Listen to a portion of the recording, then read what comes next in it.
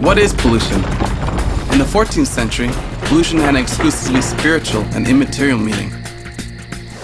Back then, to pollute meant to desecrate or contaminate what is sacred, such as one's soul or moral sensibility. Not until the late 19th century did pollution take on the scientific and materialist connotation it has today. Tragically, with the changing meaning of pollution, we've become increasingly concerned about contamination of our external, natural environment, while ignoring the desecration of our internal, mental environment.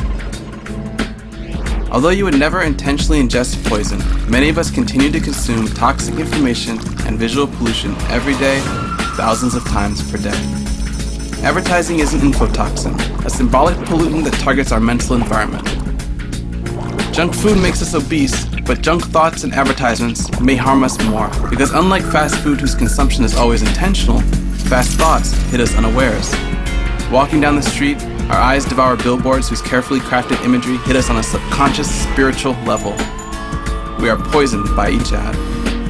Concern over the mental environment isn't new.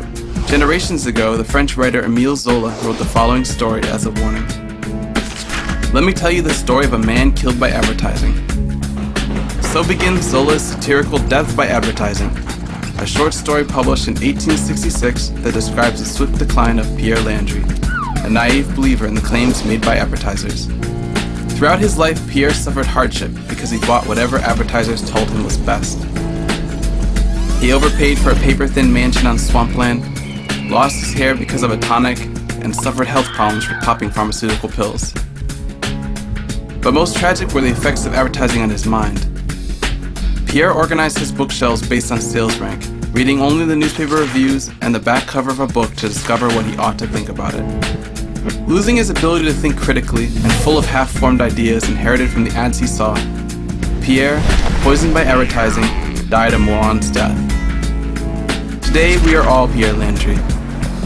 Advertising has poisoned our minds, corrupted our culture, and turned us away from the noble pursuits of virtue, wisdom, and the stewardship of nature. Now we seek only the ephemeral pleasures of consumerism, new gadgets and quick thoughts.